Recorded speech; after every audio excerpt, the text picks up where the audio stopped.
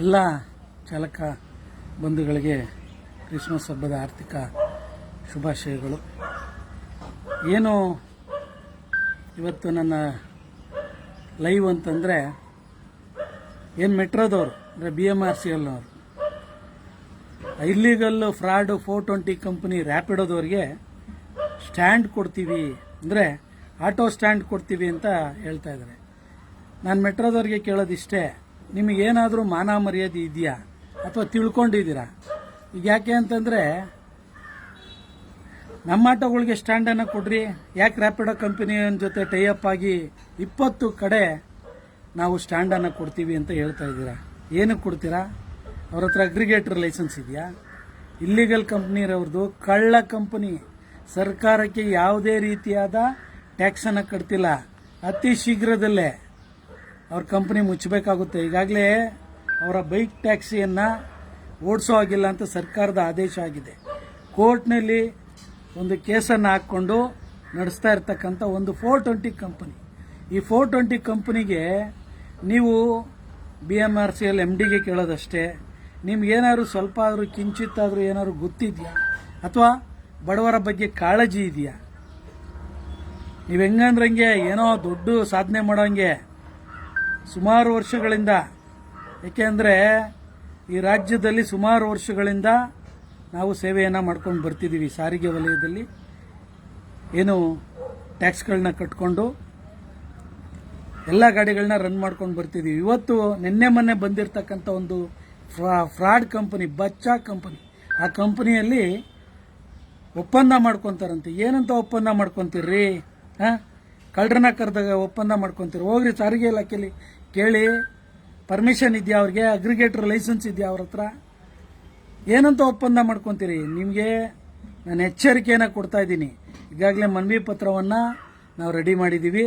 ನಿಮಗೆ ಮನವಿ ಪತ್ರವನ್ನು ಕೊಡ್ತೀವಿ. ಏನು ಅಂತಂದರೆ, ನೀವು ಇಲ್ಲಿಗಲ್ ಕಂಪನಿ ಜೊತೆ ಟೈಅಪ್ ಆಗಿ ಸ್ಟ್ಯಾಂಡ್ ಕೊಟ್ಟಿದ್ದೆ ಆದರೆ ನಿಮ್ಮ ಪ್ರತಿ ಮೆಟ್ರೋ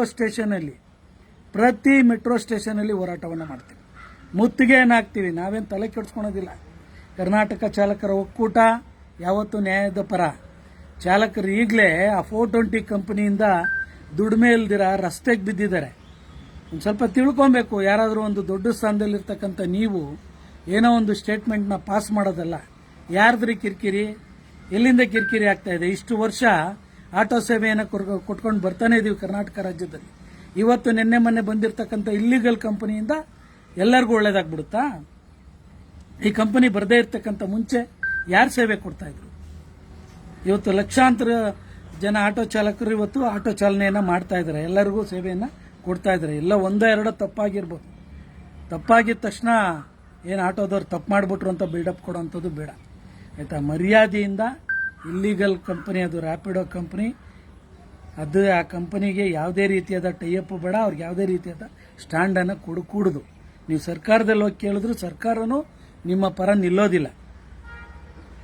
ಏಕೆ ಅಂತಂದರೆ ಆ ಕಂಪನಿಯನ್ನು ಈಗಾಗಲೇ ಬ್ಯಾನ್ ಮಾಡಿ ಆಗಿದೆ. Bike taxi, illegal bike taxi ಅಂತ ಅನೌನ್ಸ್ ಆಗಿದೆ. ಅತಿ ಶೀಘ್ರದಲ್ಲೇ ಕೋರ್ಟ್ನಿಂದ ಆದೇಶ ಬಂದ ಮೇಲೆ ಅವ್ರು ಗಂಟು ಮೂಟೆ ಕಟ್ಕೊಂಡು ಹೋಗ್ಬೇಕು ಇಲ್ಲಿಂದ. ಅಂಥ ಕಂಪನಿಯನ್ನು ಕರೆದು ನಾವು ಸ್ಟ್ಯಾಂಡನ್ನು ಕೊಡ್ತೀವಿ, ಅವ್ರ ಪರ ನಿಲ್ತೀರಾ ಅಂದರೆ ನೀವು ಕಳ್ಳರೇ ಇರಬೇಕು. ಮೋಸ್ಟ್ಲಿ ನೀವು ಕಳ್ಳರೇ ಇರ್ಬೋದು, ಯಾಕಂದರೆ ಕಳ್ಳರ ಜೊತೆ ಹೋಗೋರಲ್ಲ ಕಳ್ಳರೇ ಅಲ್ವಾ?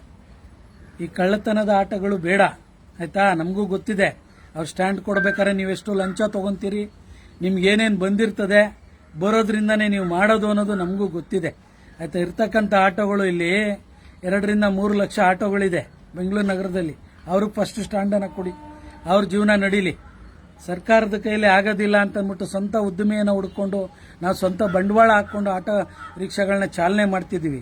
ರ್ಯಾಪಿಡೋ ಅವ್ರ ಅಪ್ಪನ ಮನೆ ದುಡ್ಡು ಯಾವುದ್ರಲ್ಲೂ ಏನು ಆಟೋಗಳನ್ನ ಹಾಕ್ಕೊಂಡಿಲ್ಲ, ಗೊತ್ತಾಯ್ತಾ? ಇವತ್ತು ನೀವು ಇಲ್ಲಿಗಲ್ ಆಕ್ಟಿವಿಟೀಸ್ ಮಾಡೋದು ಬೇಡ. ಇದು ಇಲ್ಲಿಗಲ್. ನೀವೇನು ಕೊಡ್ತಿದ್ದೀರಿ ಇದು ಇಲ್ಲಿಗಲ್. ಮರ್ಯಾದೆಯಿಂದ ಇವತ್ತೇನು ಸ್ಟೇಟ್ಮೆಂಟ್ ಕೊಟ್ಟಿದ್ದೀರಿ ಆ ಸ್ಟೇಟ್ಮೆಂಟ್ಗೆ ನಿಮಗೆ ಲೈವ್ನಲ್ಲಿ ಹೇಳ್ತಾ ಇದ್ದೀನಿ. ಮುಂದಿನ ದಿನಗಳಲ್ಲಿ ನೀವೇನಾದರೂ ಕೊಟ್ಟಿದ್ದೆ ಆದರೆ ಪರ್ಮಿಷನ್ ಕೊಟ್ಟಂಥ ಪ್ರತಿ ಮೆಟ್ರೋ ಸ್ಟೇಷನಲ್ಲಿ ಕೂರ್ತೀವಿ, ನಿಮಗೂ ಮಾನ ಮರ್ಯಾದೆ ಕಳಿತೀವಿ. ಏನಾದ್ರು ಮಾನ ಮರ್ಯಾದೆ ಬೇಕು, ಉತ್ತಮವಾದ ಸೇವೆ ಮಾಡ್ತಿದ್ದೀರಾ ಅಂತಂದ್ಬಿಟ್ಟು ಜನಗಳಲ್ಲಿ ಒಳ್ಳೆ ಭಾವನೆ ಇದೆ ಮೆಟ್ರೋ ಬಗ್ಗೆ. ನಾನು BMRCL MD ಅವ್ರಿಗೆ ಹೇಳೋದಷ್ಟೇ, ಇದನ್ನು ಸ್ಟಾಪ್ ಮಾಡಿದ್ರೆ ತುಂಬ ಒಳ್ಳೆಯದು. ಯಾಕೆ ಅಂತಂದರೆ ನಾನೇನೋ ದೊಡ್ಡ ಅಧಿಕಾರದಲ್ಲಿ ಕುತ್ಕೊಂಡ್ಬಿಟ್ಟಿದ್ದೀನಿ, ನಾನು ಮಾಡಿದ್ದೇ ಶಾಸನ, ಇದೆಲ್ಲ ಬೇಕಾಗಿಲ್ಲ. ನಿಮ್ಗೆ ಅಧಿಕಾರ ಕೊಟ್ಟಿರ್ತಕ್ಕಂಥದ್ದು ನಮ್ಮಂಥವ್ರು, ಆಯ್ತಾ? ನಿಮ್ಮ ಅಧಿಕಾರದ ಒಂದು ಹಾಮನ್ನ ಇಲ್ಲಿ ತೋರಿಸೋದು ಬೇಡ.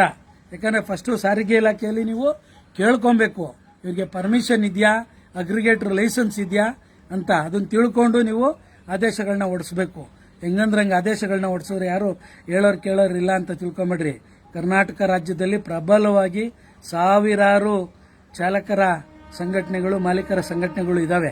ಯಾರು ಸತ್ತಿಲ್ಲ, ಎಲ್ಲ ಬದುಕೇ ಇದ್ದೀವಿ. ನಿಮ್ಮನ್ನಂತೂ ಹಂಗೆ ಬಿಡೋದಿಲ್ಲ, ಆಯ್ತಾ? ಬುದ್ಧಿ ಕಲಿಸ್ತೀವಿ. ಎಲ್ಲ ಸಂಘಟನೆಗಳು ಸೇರಿ ಬುದ್ಧಿಯನ್ನು ಕಲಿಸ್ತೀವಿ. ನಾನು ಇವತ್ತು ನಿಮ್ಗೆ ಹೇಳ್ತಾ ಇರೋದಷ್ಟೇ, ಮರ್ಯಾದೆಯಿಂದ ಇವತ್ತೇನು ಸ್ಟೇಟ್ಮೆಂಟ್ ಕೊಟ್ಟಿದ್ರಿ, ಈ ಸ್ಟೇಟ್ಮೆಂಟ್ನ ಇಲ್ಲಿಗೆ ಎಂಡ್ ಮಾಡಿ ಅದನ್ನ ವಾಪಸ್ ತಗೊಂಡ್ರೆ ತುಂಬ ಒಳ್ಳೆಯದು. ನಾವು ಮನವಿ ಪತ್ರನ ಈಗಾಗಲೇ ರೆಡಿ ಮಾಡಿದ್ದೀವಿ, ನಿಮಗೆ ತಲುಪಿಸೋಂಥ ಕೆಲಸಗಳನ್ನ ಮಾಡ್ತಾ ಇದ್ದೀವಿ. ನೀವು ವಾಪಸ್ ತಗೊಂಡಿಲ್ಲ ಅಂದರೆ ನಿಮ್ಮ ವಿರುದ್ಧ ದೊಡ್ಡ ಮಟ್ಟದಲ್ಲಿ ಹೋರಾಟಗಳನ್ನ ಮಾಡಬೇಕಾಗ್ತದೆ. ಯಾಕೆ ಅಂತಂದರೆ ಏನೋ ಸುಪ್ರೀಮಿಸಮ್ನ ತೋರಿಸ್ಕೊಳೋದಕ್ಕೆ ಹೊಡ್ತೀರ ನೀವು. ನಾವು ನೋಡಿದ್ದೀವಿ, ನೀವಿರ್ಬೋದು, ಏರ್ಪೋರ್ಟ್ನವ್ರು ಇರ್ಬೋದು, ಪ್ರತಿಯೊಬ್ಬರದ್ದು ಇದೇ ಬಾಳು. ಯಾಕೆ ಅಂತಂದರೆ ಇಲ್ಲಿರ್ತಕ್ಕಂಥ ಇವ್ರಿಗೆ ಅನ್ನವನ್ನು ಕೊಡ್ರಿ, ಆ ರ್ಯಾಪಿಡೋ ಕಂಪ್ನಿ ಎಲ್ಲಿಂದ ಬಂದಿದೆಯೋ ಗೊತ್ತೇ ಇಲ್ಲ. ಅಂಥವ್ರಿಗೋಗಿ ಸಪೋರ್ಟ್ ಮಾಡ್ಕೊಂಡು ಮನೆ ಹಾಳು ಮಾಡೋ ಕೆಲಸಗಳನ್ನ ಮಾಡಬೇಡ್ರಿ. ಒಬ್ಬ ಕಂಪನಿಯನ್ನ ಉದ್ಧಾರ ಮಾಡೋದಕ್ಕೋಸ್ಕರ ಲಕ್ಷಾಂತರ ಜನ ಚಾಲಕರನ್ನ ಬೀದಿಗೆ ಹಾಕುವಂಥ ಕೆಲಸಗಳನ್ನ ಮಾಡಬೇಡಿ. ಬಿಡೋದಿಲ್ಲ, ನಿಮ್ಮನ್ನಂತೂ ಬಿಡೋದಿಲ್ಲ. ನಾವು ಕರ್ನಾಟಕ ಚಾಲಕರ ಒಕ್ಕೂಟದವರು ಯಾವುದೇ ಕಾರಣಕ್ಕೂ ನಿಮ್ಮನ್ನು ಬಿಡೋದಿಲ್ಲ. ನೀವು ಪರ್ಮಿಷನ್ ಕೊಟ್ಟರು ಅಷ್ಟು ಅಣ್ಣ ಕಿತ್ತು ಬಿಸಾಕ್ತೀವಿ. ಏನೇ ಆದರೂ ತಲೆ ಕೆಡಿಸ್ಕೊಳೋದಿಲ್ಲ. ನಿಮಗೆ ಪರ್ಮಿಷನ್ ಕೊಡೋ ಅಧಿಕಾರ ಇಲ್ಲವೇ ಇಲ್ಲ. ನೀವು ಫಸ್ಟು ಚಾಲಕರನ್ನ, ಮಾಲೀಕರನ್ನ, ಸಂಘಟನೆಗಳನ್ನ ಕರೆದು ಮಾತಾಡಬೇಕು, ಆಯ್ತಾ? ಸಾರಿಗೆ ಇಲಾಖೆಯಲ್ಲಿ ಹೋಗಿ ಕೇಳಬೇಕು. ಏಕಾಏಕಿ ಬಂದು ಸ್ಟೇಟ್ಮೆಂಟ್ ಕೊಡೋದಲ್ಲ. ಸ್ಟೇಟ್ಮೆಂಟ್ಗೆಲ್ಲ ಎದುರೋರು ನಾವಲ್ಲ, ಬಿಡೋದಿಲ್ಲ. ನೀವು ಪರ್ಮಿಷನ್ ಕೊಡೋದಕ್ಕೆ ಬಿಡೋದಿಲ್ಲ. ಯಾವುದೇ ಕಾರಣಕ್ಕೂ ಇದನ್ನು ವಾಪಸ್ ತಗೊಬೇಕು. ಯಾವುದೇ ರೀತಿಯಾದ ಸ್ಟ್ಯಾಂಡನ್ನು ಕೊಡೋದಕ್ಕೆ ನಾವು ಬಿಡೋದಿಲ್ಲ. ನಿಮ್ಮ ವಿರುದ್ಧ ಹೋರಾಟವನ್ನು ಮಾಡ್ತೀವಿ. ಮನವಿ ಪತ್ರ ಈಗಾಗಲೇ ರೆಡಿ ಇದೆ. ಏನು BMRCL MD ಇದ್ದೀರಾ, ಅವ್ರನ್ನ ಭೇಟಿ ಮಾಡಿ ಅವ್ರಿಗೆ ಮನವಿಯನ್ನು ಕೊಡುವಂಥ ಕೆಲಸಗಳನ್ನ ನಾವು ಮಾಡ್ತೀವಿ. ಚಾಲಕ ಬಂಧುಗಳೇ, ಇದನ್ನು ಪ್ರಬಲವಾಗಿ ವಿರೋಧಿಸಬೇಕು. ನಾನು ಪ್ರತಿಯೊಬ್ಬರಿಗೂ ಹೇಳ್ಕೊಂಡೇ ಬಂದೆ, ರ್ಯಾಪಿಡೋಗೆ ಬೆಂಬಲವನ್ನು ಕೊಡಬೇಡಿ, ಅವ್ನು ಬೈಕ್ ಟ್ಯಾಕ್ಸಿ ವಾಪಸ್ ತಗೊಳೋವರೆಗೂ ಅವನಿಗೆ ಬೆಂಬಲವನ್ನು ಕೊಡಬೇಡಿ ಅಂತ. ನೋಡಿ, ಈಗ ಒಂದೊಂದಕ್ಕೆ ಕೈ ಹಾಕ್ಕೊಂಡು ಏನು ಓಲಾ ಊಬರ್ ಇವತ್ತು ಇದೇ ಥರ ಬಂದು ಮನೆ ಹಾಳು ಮಾಡ್ತಾ ಇದ್ದಾನೆ. ಇವತ್ತು ಆ ಊಬರ್ನವನು ಮಾನ್ಗೇಟ್ ನನ್ನ ಮಗ, ಅವನು ಊಬರ್ನವನು ನೋಡಿರ್ಬೇಕು ನೀವು. ಏನೋ ಪ್ಲಾಟ್ಫಾರ್ಮ್ ಫ್ರೀ ಮಾಡಿಬಿಟ್ಟಿದ್ನಿ ಅಂತ ಹೇಳ್ತಾನೆ. ಇಲ್ಲಿ 8 ರೂಪಾಯಿ 9 ರೂಪಾಯಿ ಟ್ಯಾಕ್ಸಿಗಳಿಗೆ ಕೊಟ್ಟು ಮನೆ ಹಾಳು ಮಾಡ್ತಾ ಇದ್ದಾನೆ. 12 ಕಿಲೋಮೀಟರ್ ಹೋದ್ರೆ 10 ಕಿಲೋಮೀಟರ್ಗೆ ಬಾಡಿಗೆಯನ್ನು ಕೊಡ್ತಾನೆ. ಎಲ್ಲ ಫೇಕ್ ಮಾಡ್ಕೊಂಡು ಇದು ಮಾಡ್ತಾ ಇದ್ದಾನೆ.